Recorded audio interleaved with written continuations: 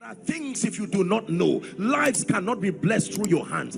Trying in ignorance is a recipe for frustration. That's what many of us are doing. That every time your life does not capture certain results, don't start hunting for answers yet.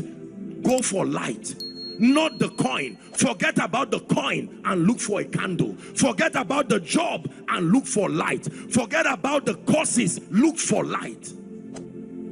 Every time your life is not answering, what you need is access to light. I'm not a prophet of doom, and as I respect God and I respect myself and I respect your trust for me. So if I stand here and I tell you things, especially I'm prophesying, I make sure that I know what I'm saying. I saw something about next year that will make you need this message, because what I saw is going to be a time of turbulence and serious challenge for believers. I'm not a prophet of doom. My teaching grace is enough for me like that. I mustn't prophesy. But if I open my mouth and I tell you something, you just believe it. So don't ignore when you see God bring things like this. He's redeeming the future. There is something he has seen. You see that now? I saw many people folding their companies, and people, both father and mother, losing jobs at the prime, not even knowing what to do. PTA meetings happening and teachers are saying, you cannot drive our children. Why don't you structure the payment? When I saw that thing, my heart, I said, God, what is the meaning of this? When God shows things like this, it's not to put fear, but he's showing it so that believers can be prepared. Now you have something on ground. God has shown you mercy. I wish I had the time. I would have taught you on financial carelessness. There are people who are going to spend everything God gave them this December and then suffer by January. Hear this servant of God, don't. There is nowhere written in the Bible that if you don't eat cow and chicken, you will not commemorate the birth of Jesus. Live a modest and a decent life within your means. Are we together now? Remember the dream of Joseph. 7 years of plenty. If you have the money, fine, you, God bless you. But for many of us, who, especially those that the year has been rough, there is a mindset people have that once it is Christmas, burn everything you have, finish all the money, live a fake and a false life, carry your family and go around the world, and then return back and suffer. That's not a wise bargain. For someone, God is helping you to now begin to be frugal. Another thing I would have thought about is living a fake life. One of the major reasons, a fake life is very expensive. Write it down. A fake life is very expensive. It takes so much to fund a fake life. And once you start, you must maintain it. A fake life is very expensive. If you are not there, you are not there. You can start gradually with the dignity of kingdom integrity. A fake life is expensive.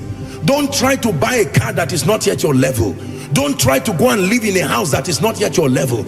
You are living in a house that you are owing 3 years rent now. You can't pay back. It's a sign you are not yet there. Get out of that place and look for a decent place. Hallelujah. There are some of us, you do not yet have the means to start gathering people and celebrating elaborate birthdays, elaborate occasions. No, be patient. God is bringing you there.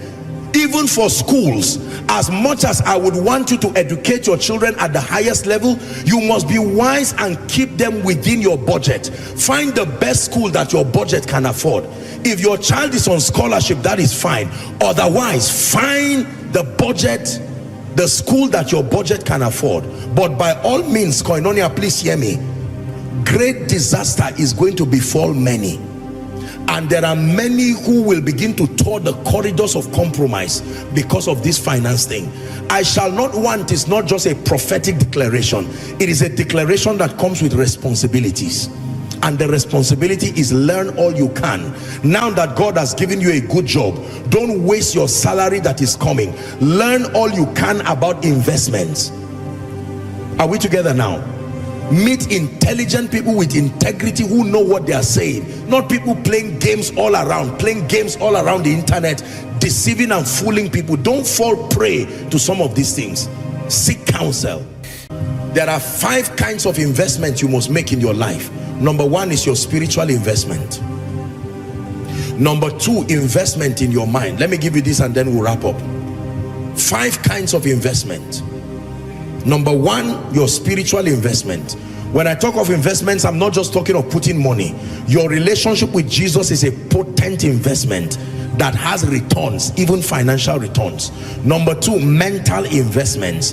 What you store in your mind is there. You don't need to refrigerate it, you don't need to warm it. It is there and will always be ready to be delivered when needed. Number 3, invest in your health and your well-being. It's an investment. Invest in your health and your well-being. It's often said that people deteriorate their health to make money, then they use the money they have made to now maintain their health that is now deteriorated. Don't be like that. Invest in your health and your wellness. Number 4, invest in strategic relationships. Relationships are an investment. They bring returns, mighty, marvelous returns.